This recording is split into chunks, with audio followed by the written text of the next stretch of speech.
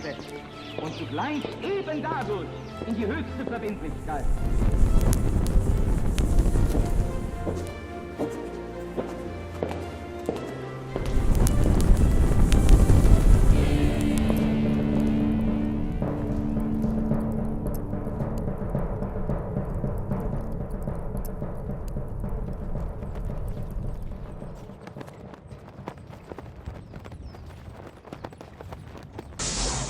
Y sean todos ustedes muy bienvenidos a una nueva emisión de este programa que hemos decidido llamar La Brújula por la pantalla de Conclusión TV, en la compañía de quien involuntariamente Lucas, ¿cómo andás? he apodado el ínclito en su momento. Así es algo que pegó, ¿no? Que el ínclito ha tenido repercusiones. De áurea panoplia y broncíneas túnicas, de una tenacidad carpetobetónica. Pablo Davoli me acompaña en este espacio que es La Brújula. ¿Cómo andás? Sí, porque son epítetos que aparecían así en las épicas, las epopeyas griegas, en las grandes batallas, esta idea del hoplita, ¿no? Del guerrero hoplita, ¿no? Muy bien, de la falange hoplita. Exactamente. Así que, muy contento de compartir esta batalla en el ámbito de las ideas con un gran amigo, Pablo. ¿Cómo estás? ¿Vos bien? Muy bien. Bueno, ya se empiezan a sentir los primeros calores en esta época del año. Por lo menos en esta parte del mundo. Pero aquí en el estudio la verdad que está bien refrigerado, sí, así que agradecemos. Acá en Conclusión TV la recepción es como estar en casa. Así exactamente. Que renovamos nuestra gratitud, nuestro agradecimiento, lo hacemos de corazón y lo hacemos públicamente como corresponde, ¿no? Efectivamente.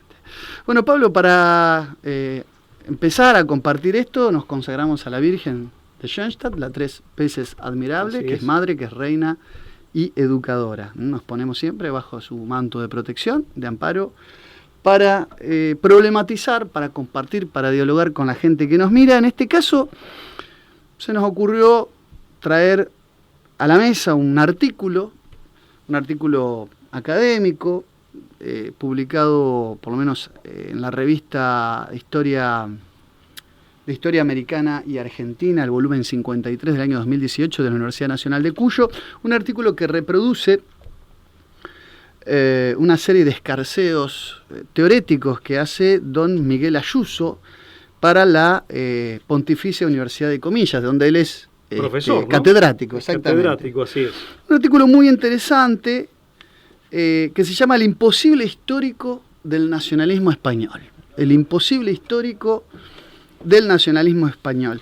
Que me parece que abre un debate, o mejor dicho, retoma un debate por el que nos han consultado muchas veces. Esta idea de nación y tradición, cuándo son compatibles, cuál es el alcance de esta compatibilidad, por qué hay cierto tradicionalismo español que mira con cierta desconfianza la noción de nacionalismo, que tiene distintas acepciones y distintas interpretaciones de acuerdo a dónde nos paremos.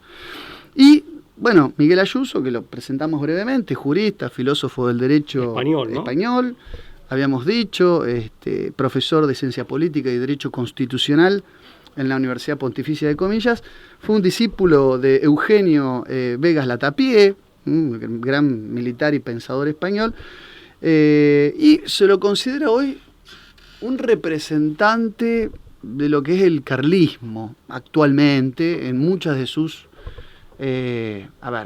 de sus posiciones a la hora de juzgar el mundo de la tradición. Es un hombre, aparte que tengo entendido, es autor de una veintena de libros. Muchísimos. Es un hombre libros, que tiene mucha bibliografía escrita. Fue, y no sé si seguirá siendo, pero como mínimo hay que decir que fue presidente de la Asociación Internacional de Juristas Católicos. Sí. También director de la revista Verbo. Insisto, son funciones que sé que ha desempeñado y tal vez siga desempeñándolas, eso no me consta, por eso lo dejo salvado, lo dejo aclarado, pero ciertamente que más allá de si se coincide o no con sus posiciones, estamos hablando de un politólogo, de un jurista, de una agudeza intelectual, de una claridad conceptual y de una erudición importante. Sí, destacadísimas. En una época, participaba con mucha asiduidad, y esto se encuentra en YouTube, de los programas de Prada, de Juan Manuel de Prada, Juan Manuel de Prada, sí. En Intereconomía, Lágrimas en la lluvia, y él ha sido uno de los contertulios habituales en el plató de ese programa, ¿no? Es un programa que se grababa y se emitió en su momento en 2012, aproximadamente, sí, año 2012, sobre los más diversos temas. Y la verdad que las actuaciones de Ayuso siempre han sido destacadas. Sí, las intervenciones que él ha tenido. Con contundencia, solidez intelectual, eso es interesante. El programa en general era muy bueno, este programa de Prada, y tenía en general muy buenos invitados, ¿no? Efectivamente. Bueno, un artículo que me parece que pone sobre el tapete, digamos, agita el avispero, como decimos vulgarmente, sobre un tema que es sensible, si España puede alcanzar, o por qué España es ajena a la noción de nacionalismo, en el sentido, por lo menos, que distingue a Ayuso en este artículo. Él habla, en la primera parte que se llama Las dos patrias y las tres visiones, habla esta idea de la modernización del nacionalismo, ¿no? Del problema moderno, que es la base de la discusión de Ayuso, donde dice que después de 1789, estamos hablando de la Francia, ¿no?, jacobina, lo que quedaba del viejo patriotismo tradicional, dice, fue engullido por el nuevo patriotismo revolucionario, ideológico y humanitarista surgido de la Revolución Francesa. Ahí es donde hay un punto de partida, una primera problematización que hace Ayuso, sobre todo criticando a los nacionalismos europeos, donde esta idea soberanista en el sentido de Bodin, ¿no? Aparece ya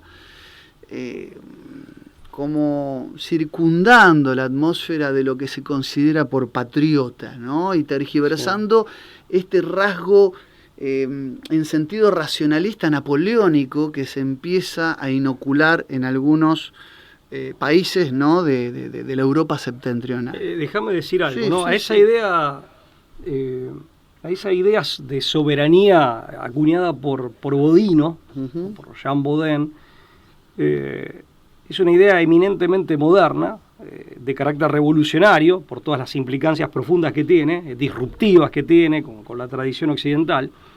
Es una idea que tiende al absolutismo, ¿no?, que tiende por su propia naturaleza al absolutismo, tal como está definida por Bodin, y había que buscarle un nuevo titular ya en el siglo XVIII y a partir de la Revolución Francesa, un nuevo titular a esta idea, que es una idea absolutista y voluntarista de la soberanía, un nuevo titular que ya no fuera el monarca, que ya no fuera el rey o soberano. Yeah. Este nuevo titular es rusonianamente, digamos, el pueblo, ¿no? El pueblo, y se habla de soberanía popular. La idea de voluntad. Efectivamente, general, pero es una idea moderna, ¿no? De soberanía, insisto, que es de cuño voluntarista, es absolutista o tiende por su propia definición al absolutismo. Y ya no es el absolutismo monárquico, que es eminentemente moderno, sino que el soberano ahora es el titular de el nuevo titular de esa soberanía, entendida así, es el pueblo. No deja de ser una expresión liberal de lo que Sampay diría el subjetivismo de la libertad. Claro. Nada más que ya no referido a la libertad individual, sino que es un subjetivismo de colectividad y que tiene una expresión política. Estas son un poco el encarrilamiento de esos conceptos, ¿no? Sí, me parece a mí. Sí. Yo creo que va por ese lado. La crítica va... Hay una idea rusoniana de que el pueblo es pueblo antes de ser dado a su rey, y que muchos creen que están en el contrato social, en realidad está en la parte final del Emilio, del tratado considerado pedagógico de Rousseau. Considerado pretendidamente pedagógico. Sí. Del racionalismo del vicario saboyano. Qué chabón, lo voy a decir en porteño, como hablan los porteños. Qué chabón ese Rousseau, bueno, qué personaje. El demagogo, el psicópata demagogo ginebrino, como le decían los conservadores. No, esta idea de que no se puede regalar lo que antes no te fue propio. Entonces, Rousseau, hay un esfuerzo por Rousseau de decir que en el fondo no hay ninguna relación directa entre soberanía y monarca, sino que hay una delegación. Acá está la cuestión contractual. Sí, ahí donde empiezan todos los problemas, ahí mucho. Bueno. Pará, pero vos sé que ustedes saben que improvisamos estas charlas, por porque decís, che, ¿de qué vamos a hablar? Yo te pincho donde sé que a vos pero porque aparte uno siempre viene con algo nuevo que rememora a partir de lo que dijo el coequiper, en este caso Lucas, y si no será al revés. A ver, hay una realidad también. El padre Leonardo Castellani, que de hecho en psicología humana se permite algunos párrafos respecto de la personalidad y la vida de Rousseau, por eso dije así, qué personaje este Rousseau, qué chabón este Rousseau. Pero Castellani decía que la decadencia de la hispanidad, y de España más específicamente, había comenzado con Suárez. Yo soy de la idea de que Suárez, más allá de que introduce algunos errores, y Castellani focalizaba en esos errores, forma parte igualmente de nuestra tradición. En esto, digamos, lo sigo al doctor Roldán, que lo expresó así en una interesante conferencia de hace algunos años atrás sobre el derecho de resistencia a la opresión en el INFIP. Pero lo tratamos con Fuenteovejuna. Efectivamente, que lo mencionamos cuando hablamos de Fuenteovejuna. El doctor Roldán y esa conferencia, hicimos alguna referencia. Pero Castellani decía, ¿por qué? Porque introduce la cuña voluntarista en el concepto o en las ideas vinculadas a la legitimación del poder político, claro. A la legitimación del gobierno como poder político y más específicamente público. Entonces, ahí el problema está justamente en el voluntarismo. Suárez, en una medida, estamos hablando del filósofo del derecho, filósofo político español, Suárez, digamos, lo hace más tímidamente, no deja de ser un autor que pertenece... Sutilmente. Claro, porque aparte no deja de ser un autor que no es disruptivo respecto de todo la herencia tradicional, medieval. Es un español, no es un francés, digamos, pertenece al contexto de la neoescolástica española, pero introduce un elemento de voluntarismo que de alguna manera contamina el sistema, ¿no? Y Castellani dice, bueno, acá está el origen primero, como todo origen. Por eso Ayuso creo que de alguna manera, a lo mejor con otras palabras, encuentra el principio de todos los males en ese voluntarismo también. Que es el origen de todos los males, por lo menos empieza a ver esa concepción racionalista, humanitarista, ¿no? Es decir, en las nuevas formas de nacionalismo modernistas y modernizantes. Vos sabés que cuando él se refiere a España, dice que en España, leo textualmente, que también parece muerta, también presenta un óbito como transición de un viejo patriotismo a uno nuevo. Igual proceso se ha producido en Italia, carente de unidad política hasta la Revolución Liberal, y en América hispánica ocurrió algo parecido con la naciente vida independiente de las naciones que se construyeron a remolque de los estados. Esta es una idea de un poeta español del siglo de oro español, Luis de Góngora, de un poco de que las naciones en América se fundan, los pueblos se fundan con instituciones ya previamente europeas o eurocéntricas, ¿no? Como que las naciones en los procesos de independencia de Hispanoamérica o de Iberoamérica vienen a remolque, es decir, vienen traccionadas por instituciones que se replican de otros lares, en particular en Europa, y eso genera que haya como una especie de proceso forzado de modernización, ¿no? Esto lo explica muy bien un intelectual, un sociólogo, Pedro Morandé, de la Universidad Católica de Chile, que un poco hace esa disquisición de la diferencia en los procesos de modernización en Europa, en el viejo mundo, producto de sangrientas guerras y enfrentamientos, y en los procesos de independencia donde ya los modelos parecen estar encorsetados, previamente formateados, y los pueblos tuvieron que amoldarse y acomodarse, pueblos nacientes, pueblos nacidos del mestizaje, de la inmigración, ¿no? Pero que tuvieron que amoldarse a las instituciones ya modernas.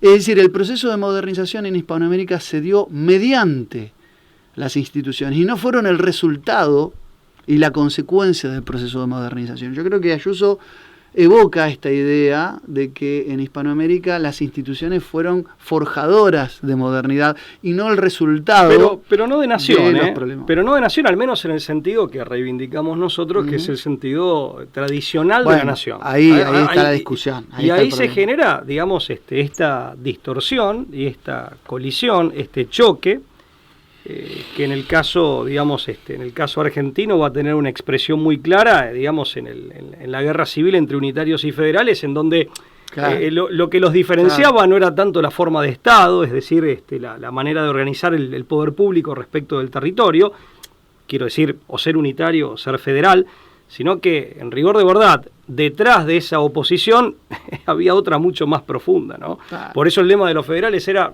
religión o muerte, o sea, los federales representaban, y por eso mismo eran federales, era una consecuencia de esto que voy a decir, a la matriz raigal, tradicional, de estas naciones jóvenes, y naciones en el sentido tradicional, en tanto que los unitarios eran los agentes de las ideas y de las instituciones importadas de la Ilustración francesa e inglesa. Claro. Entonces, y esto se va a reflejar incluso en la literatura gauchesca, en fecha tan tardía como segunda mitad del siglo XIX, en momentos tan tardíos, en Martín Fierro, justamente el gaucho como alguien que queda a la vera del proceso de modernización, ¿no? Bueno, es muy sarmientino eso, ¿no? Claro, pero insisto, ahí la modernidad hace algo que creo que lo ha hecho con tantas otras cosas, ¿no? Con la misma palabra empieza a hablar de otra cosa distinta de aquella realidad que era designada con esa expresión o con ese vocablo. Claro. Sí, efectivamente. Bueno, lo que dice Ayuso, y continúa, ¿no? Para poner el caso español, en España, en cambio, la monarquía federativa y misionera, dice, continuadora de la cristiandad, se mantuvo inaccesible a la mentalidad estatal. O sea, hubo como una impermeabilidad al estatismo en sentido racionalista jacobino. España, dice, carecía de los mitos románticos fundacionales del liberalismo. Los mitos románticos fundacionales del liberalismo. Y dice algo muy interesante. Distingue, y esto hay que ponerse también en el contexto de lo que sufre España con las intentonas de separatismo permanente, ¿no? Que tienen aquellos que son enemigos de la hispanidad. Distingue entre patriotismo, que dice es un sentimiento natural, profundamente arraigado en el espíritu humano, que dice contiene en cierto modo el precepto divino, ¿no? De honrar y amar a los padres. Es decir, el patriotismo, de ahí patria, padre, es un poco el mandamiento de honrar a los padres hecho o mejor dicho, reflejado y materializado en la vida civil. Y de manera comunitaria, ¿no? Claro, que se dice es como una prolongación. Por extensión, esto le cabe a los sentimientos de fraternidad. Es decir, uno honra a los padres llevándose bien con sus hermanos. Entonces, de alguna manera, esto se hace extensivo a los lazos de cofraternidad que debe tener toda nación sana, ¿no? Ahora, el nacionalismo, en el sentido que él le hace la crítica, donde ve que España queda necesariamente y forzosamente fuera, ¿no?, de este concepto, mana de fuentes bien distintas. Es de origen revolucionario, racionalista, y su puesta en práctica, dice, está en deuda con el constitucionalismo decimonónico. Los nacionalismos, de mayor o menor radio, no han surgido sino de la expansión, dice, del concepto de nación concebida al modo jacobino y del agregado filosófico formado por la concepción, justamente bodiana, por Jean Bodin, o Bodino, como le podemos castellanizar, de soberanía y ulterior identificación con la voluntad general rusoniana. Acá está, claro, lo que acabamos de un poco de... De la voluntad del rey absolutista a la voluntad. Esa sustitución, sí. La voluntad general. Si bien en Baudin también es justo mencionarlo, que si bien hay una tendencia, un principio de absolutismo innegable, Sí, claro. todavía conserva algún límite la voluntad del rey, ¿no? Pero que tiene que ver con lo mínimo. La propiedad, la autoridad del padre en la familia, pero sí se come ya toda la estructura orgánica que había caracterizado, estamentaria, que había caracterizado a la sociedad medieval, ¿no? A la comunidad medieval. Pero bueno, esto es para decir algo respecto de Baudin y hacer una pequeña aclaración. De todas formas, Lucas, ahí yo creo que sería bueno aclarar para el público justamente esta idea de jacobina, como le llama Ayuso, de nación, ¿no? En donde yo creo que, para decirlo de una manera sencilla y rápida, y decime si estás de acuerdo con esta traducción, si se quiere, sí. de manera más coloquial, son aquellos que definen la nación, digamos, y por lo tanto la identidad nacional, la Claro, nacionalidad no. como identidad nacional y la membresía a una determinada nación, por el DNI. En Argentina decimos DNI, Documento Nacional de Identidad. O sea, tienen una mirada formalista, en el sentido de una mirada político-jurídica. Bueno, por eso habla de constitucionalismo, Claro. cierto constitucionalismo, ¿no? Como si yo me fuera a Japón y por el simple hecho de obtener la ciudadanía y de ser tratado como un igual por las leyes, por la Constitución, vamos a suponer que esta hipótesis, ¿no? Como si con eso bastara para que yo me convirtiera en un perfecto japonés, ¿no? Y ciertamente que, bueno, la evidencia empírica indica que no. Que en No todo solo caso empírica, uno será claro. ciudadano del Estado japonés, podrá asimilarse, ser bien recibido, con los brazos abiertos, bien tratado por la ley, tratado como un igual, en términos jurídicos, pero de ahí a que uno de pronto sea, se convierte en japonés. Tomo el Japón por utilizar un país con una cultura muy distinta de la nuestra, en un contexto civilizacional diferente, pero además con una cultura exquisita, milenaria y claramente definida. ¿No? Sí, También de una cultura por la que tengo mucho aprecio. No, tal cual. No, está muy claro. claro. El ejemplo que pones es así. Yo creo que Ayuso, me permito, ¿no? Colegir o me permito hacer alguna interpretación. Después voy a dar mi humilde opinión sobre un tema tan complejo, pero como nos lo han pedido a este tema, más que la crítica lapidaria a la idea de nacionalismo, siempre en sentido racionalista, jacobino, humanitario, es lo que trata de ver es por qué justamente es un imposible, porque él ve que con España pervive un rastro, una huella de un universalismo de la tradición que se quiere borrar. Se ha querido borrar por vía de estos nacionalismos ese universal de la tradición española. Él cita a grandes mentes, ¿no? de la hispanidad, a Menéndez y Pelayo, dice España, ese espíritu aparte que ha sido sustituido por el universal de la modernidad. Él a un universal considera que se lo ha sustituido otro universal. Acá está el problema. Es excelente. Es eso, ¿no? Porque la modernidad en gran medida lo que ha hecho es generar imposturas o falsificaciones o sustituciones. Con el concepto de nación lo mismo. O sea, el concepto de nación, del pacto o contrato social, la nación del DNI, reducida, digamos, a un vínculo de tipo jurídico y por lo tanto formalista y nada más, hay una sustitución del concepto de nación o una tergiversación. Y lo mismo con el universalismo. Bueno, él justamente intenta recuperar ese universal de la tradición que ha sido traccionado por España, citando a las grandes mentes como Menéndez y Pelayo cuando dice España evangelizadora de la orbe, martillo de herejes, luz de Trento, espada de Roma, cuna de San Ignacio.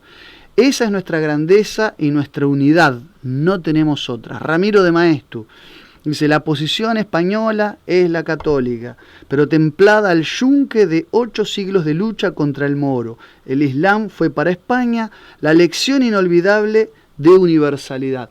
Cita ejemplos de frases que uno puede... Sí, muy poéticamente, pero muy elocuente. Se podrían quitar de contexto, habría que después indagar cómo viene. García Morente dice, en Francia el catolicismo es como un ambiente marco, un cauce dentro del cual puede transcurrir la vida. En España, en cambio, constituye la razón de ser de su nacionalidad. Está digamos, en la raíz. Son muy interesantes los pero ejemplos. Escúchame, lo que pasa es que, a ver, la auténtica, digamos, por llamarle de algún modo, el universalismo, esa vocación de universalidad que no se engulle las particularidades, de ahí la definición de la propia patria y la propia nación, porque al fin y al cabo, pater y natio, padres y claro, están vinculados en su sentido histórico, tradicional. Sí, son como el lado cóncavo y convexo de una línea claro, curva. Son complementarias las palabras. Y se suponen mutuamente, y de hecho aparte la voz natio y nación como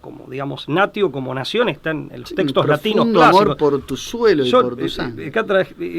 Porque hasta terminológicamente hay gente que cree que la nación, incluso hasta terminológicamente, sería algo eminentemente moderno. No, y moderno tenemos un concepto de nación, en todo caso, que tergiversa el concepto clásico tradicional. Claro. Pero te iba a decir, la razón metafísica como tal es universal. En su comprensión de la realidad del hombre y del mundo tiene alcances de universalidad, que es lo que distingue a un auténtico filósofo, que su pensamiento, como decía Heidegger de Vasconcelos, logre universalidad desde lo particular. La Romanitas como ordo y como luz de civilización tenía vocación de universalidad. Católico significa, catolicón, proviene del griego antiguo y no en vano la religión homónima ha asumido este nombre, se asume así como universal. Y España es una síntesis de todo eso. Claro. Una particular síntesis ibérica que se proyecta, que da el salto desde ese balcón que dice Kissinger.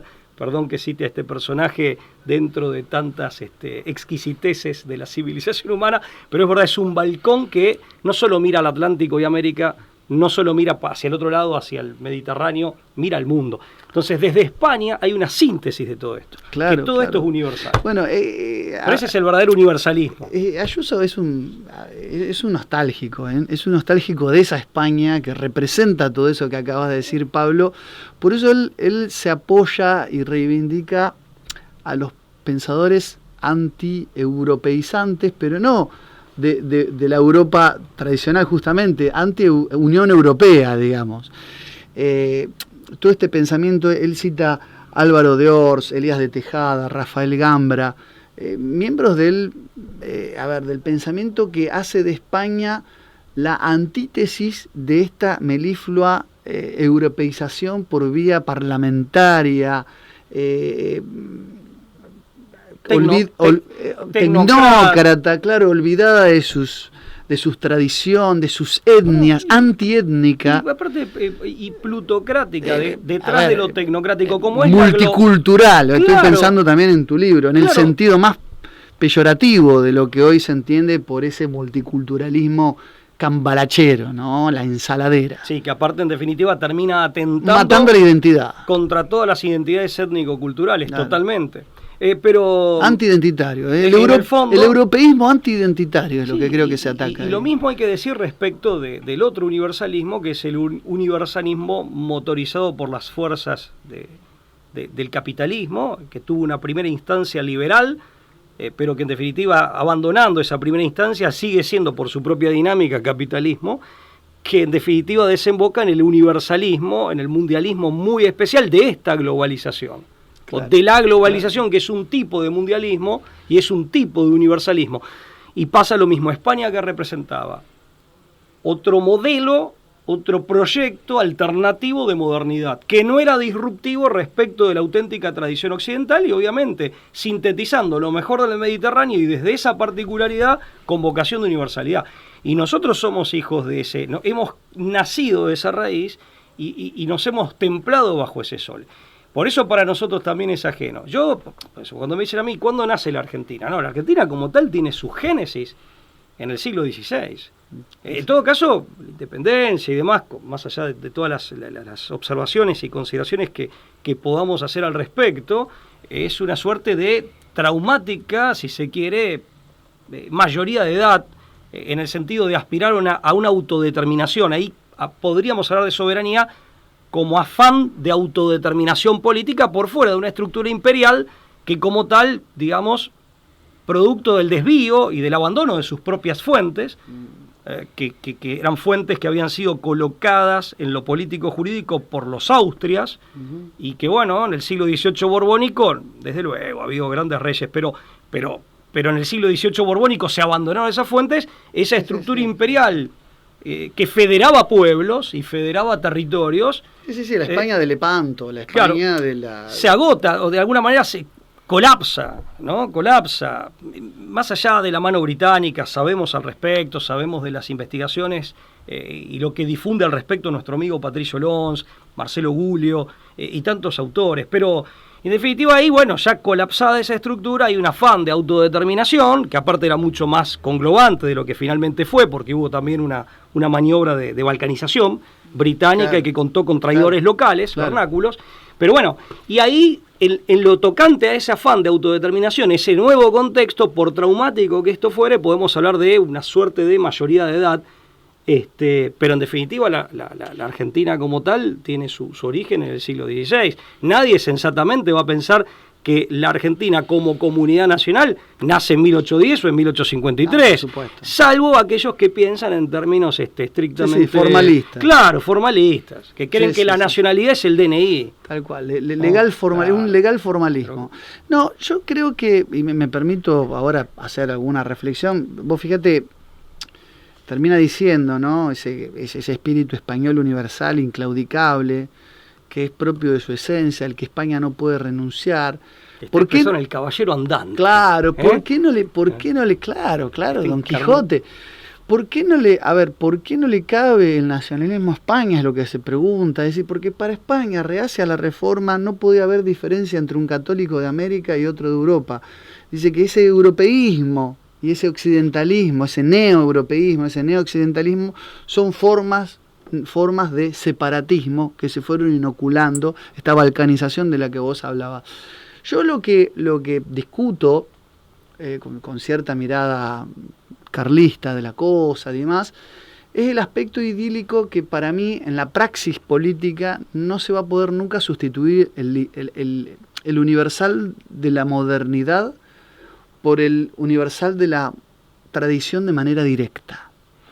Yo creo que, digamos, cuando defendemos la idea de nacionalismo, de patriotismo, lo que vemos es, si el patriotismo es una extensión de la familia, del núcleo familiar, y uno defiende a la familia, ahí está el refugio, el resabio hoy de aquello que se está, desde el globalismo, atacando permanentemente. Entonces, cuando uno defiende a la nación, a la patria, ese profundo amor por el suelo común, porque en el fondo el patriotismo y el nacionalismo no pueden sino ser que un profundo amor por los tuyos, ¿no? Como cuando uno defiende a la propia familia, ¿no? a los propios.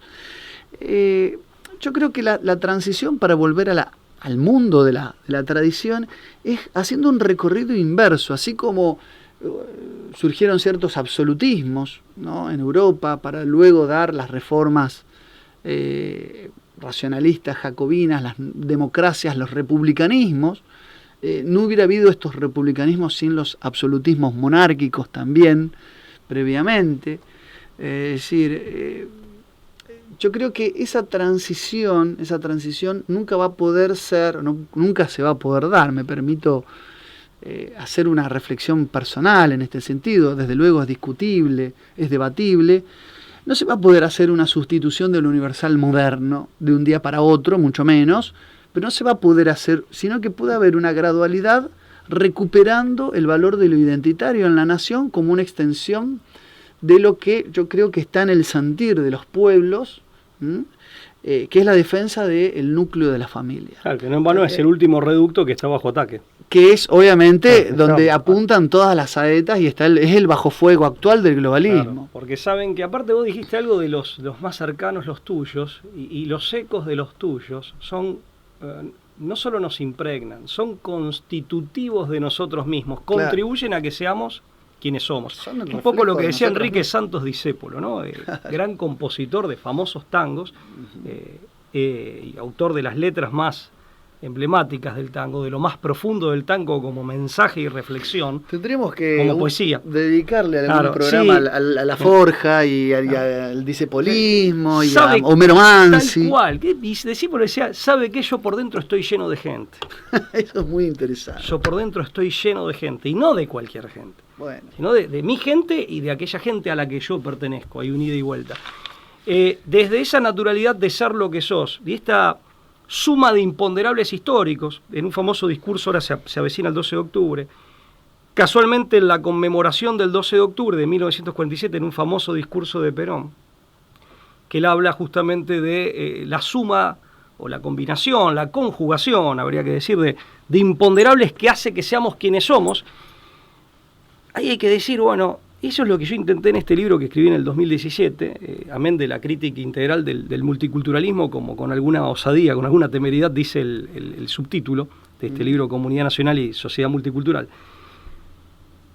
Definir quiénes somos. ¿Por qué? Porque muchas veces se dice así, y hay que, tal vez sea bueno y tal vez sirva, amén de actuarlo, de ponerlo en práctica, de avivar ese fuego, que es algo que, por ejemplo, sostiene un hombre como Spengler en Alemania en los años 20, 30, amén de vivirlo, de vivir la propia identidad desde esos reductos donde está esa brasa viva y hacer la llama otra vez, con los amigos, con los vecinos, con los compañeros, pero empezando desde la familia, desde el candor del hogar, y esto multiplicándolo, y que las brasas hagan llama y que la llama haga una esplendorosa fogata, pero además, un esplendoroso fuego.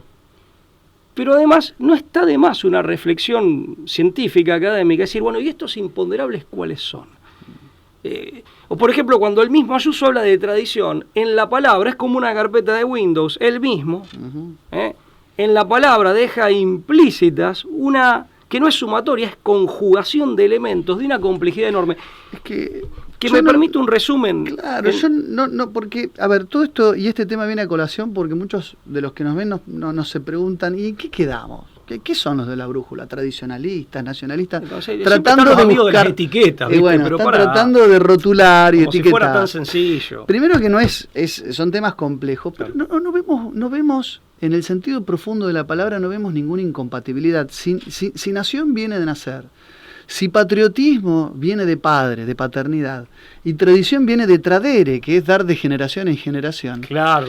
¿Por qué tendríamos que poner en una posición de confrontación estos términos? Por supuesto, de hecho expresan una misma realidad en su polifacetismo. Exactamente. Pero aparte, ¿no? Fíjate vos, yo lo veo por ese lado. Podemos tener algunos esquemas conceptuales que tienen... Pero entiendo a dónde va la crítica de Ayuso, ¿no? Por supuesto. Es decir, por una realidad histórica. Un marco teórico. Por ejemplo, Jung, psiquiatra, psicólogo suizo, más allá de su teoría acerca del inconsciente colectivo, que él lo enmarca en esta teoría, pero tiene algo interesante que, si no de manera literal, se puede tomar de una manera un tanto alegórica, pero que puede ser muy orientadora, cuando él, en definitiva, habla de 3 inconscientes colectivos con arquetipos propios que se cruzan y que fraguan lo que nosotros llamaríamos identidad en comunidades, ¿no? Más la concientización de esto, ¿no? Hay que agregar, pero hablando de lo inconsciente, lo arquetípico que hace el inconsciente, digamos, lo arquetípico del lugar, de la geografía, la tierra, el lar, lo arquetípico de la estirpe, la sangre, tenemos la tierra, el suelo, los lares propios, el paisaje que se imprime en nosotros, la sangre, lo que proviene de la estirpe, del linaje, lo que nos vincula, y desde luego sangre más allá de lo puramente biológico, desde ya, no reductible en absoluto a lo biológico, y el eón, la era, el tiempo. Y cada nación, cada comunidad nacional es, de alguna manera, la síntesis de fuerzas arquetípicas que provienen de la tierra, del suelo, de la sangre, del linaje, de ese pasado que se ha cedido en nosotros. El ius solis y claro, el ius sanguinis. de esa, claro, la conjugación. Tiene una expresión jurídica, claro. Efectivamente. Y de león del tiempo. Entonces, y después la concientización de esto y lo que hacemos. Yo en el libro, es una esquematización de las varias que se pueden tomar, insisto, como una orientación y más allá incluso desde el inconsciente colectivo lo entendemos como tal como Jung lo postulaba, o no, pues ya eso es centrarnos en una teoría no solo psicológica, antropológica, que ameritaría detenernos y no es de tan fácil dilucidación. Pero yo, por ejemplo, también en este libro lo que planteaba es un poco, retomo la expresión griega etnos, que viene étnico, involucrando lo cultural, por supuesto, y decía, bueno, hay tres grandes dimensiones, en definitiva, la dimensión de lo heredado, lo que está presente pero proviene del pasado y es constitutivo nuestro, lo heredado, en el plano psíquico, en el plano físico y en el plano espiritual, las fuerzas que provienen del acervo, lo que proviene del medio ambiente, de la geografía, del escenario del mundo, de la parte del mundo en la que nos toca habitar, que nos imprime sus rasgos, claro, por supuesto. Y finalmente lo que decidimos libremente hacer al respecto.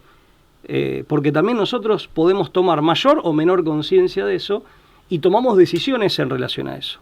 Uh-huh. Y esa combinación, que en definitiva lo ha heredado, digamos, de ese bagaje, de ese acervo, uh-huh, o que implique ese acervo, lo adquirido del medio ambiente y lo que hacemos consciente y lo que decidimos, cada una de estas carpetitas de Windows tiene una multiplicidad enorme de elementos y todo eso se conjuga y dialoga.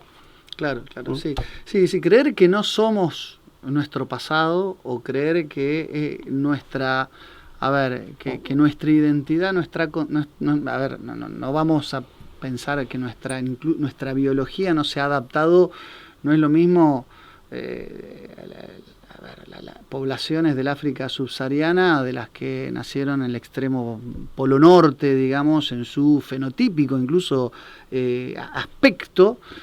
Y a eso si le agregás no solamente la historicidad, sino también todo lo que de cultura el hombre va generando a través del tiempo, forman, creo que, digamos, las distintas ramas que hacen a lo identitario, y que además no se pueden arrebatar, porque como vos decís, citando a Jung, creo que eso está como en un arquetipo inconsciente presente, ni siquiera es algo que uno puede negar voluntariamente, aunque uno pudiera simular. Es como cuando vos decís, yo puedo simular que soy japonés, pero no lo soy. Ni aunque, en realidad, aunque podría ser un mal imitador. Yo no podría ser yo si no fuera argentino. Claro, bueno, ahí está. Porque no es como un saco que me lo quito, no es algo accesorio que no tiene que ver con mi propia sustancia, es algo que contribuye a que yo y que cada argentino seamos lo que somos. Contribuye.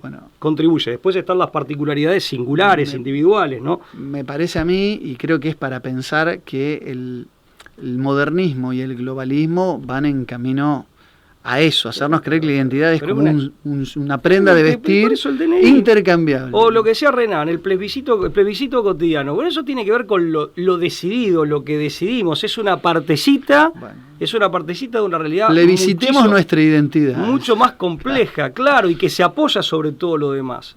Lo mismo la elucubración de un proyecto de nación en términos racionales políticos. Pero viene después, en todo caso, no es reductible a ese aspecto. Ahora, es interesante, pero yo a mis alumnos siempre les comento, les digo, cuando uno dice, si yo fuera, no sé, senegalés, o si yo fuera, si fuera japonés, no sería yo, sería otro, tal vez en algunos aspectos con semejanzas a quien yo soy. ¿Por qué? Porque la nacionalidad, entendida como membresía a una comunidad nacional en su sentido profundo y tradicional, contribuye a que yo sea quien soy y a que nosotros como nosotros comunitarios, como conjunto, seamos quienes somos. Y las naciones aparte vienen en racimos, en familias, hay naciones hermanas, primas, etcétera. Y así se conforma el gran árbol de la humanidad. Pablo, y en este gran árbol de la humanidad, que así se conforma, como bien decís, nos podríamos seguir ramificando con la cuestión temática, pero por una cuestión de horario tenemos que cortar acá.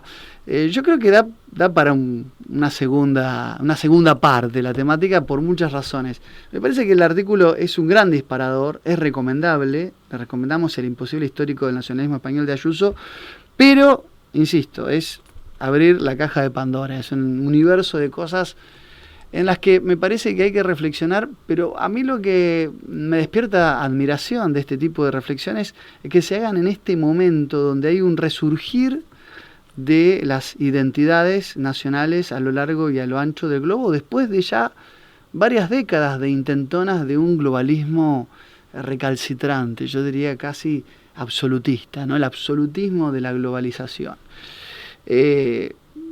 Lo dejamos picando como para hacer una segunda vuelta, nos hemos quedado sin tiempo, les agradecemos estar del otro lado, y ya que mencionaste este libro en particular, ¿está a la venta? ¿Se puede conseguir tu libro sobre multiculturalismo? Sí, se puede conseguir, es un libro de 2017, sí, ¿no? Sí, lo sabemos, pero digo que no está agotado, está en vigencia, te lo pueden pedir. Han quedado algunos ejemplares. Bueno, aprovechen, sí, han quedado algunos aprovechenlo al ejemplares, profesor Davoli, que tiene pocos ejemplares para ya encargárselos. Prontamente lo van a editar en España, eso sí, va a haber una nueva edición, actualizada aparte, actualizada porque, insisto, este libro es de 2017, aunque desde luego lo sustancial alude a temas más bien perennes, ¿no? Pero hay partes que hay que actualizar, que se están actualizando, y va a ser editado, Dios mediante, en España el año que viene. Es un libro, sí, de unas 500 páginas aproximadamente. Ha sido como siempre un gusto compartir esta tertulia. El gusto siempre es mío. Nos encontramos la próxima. Chao, hasta luego.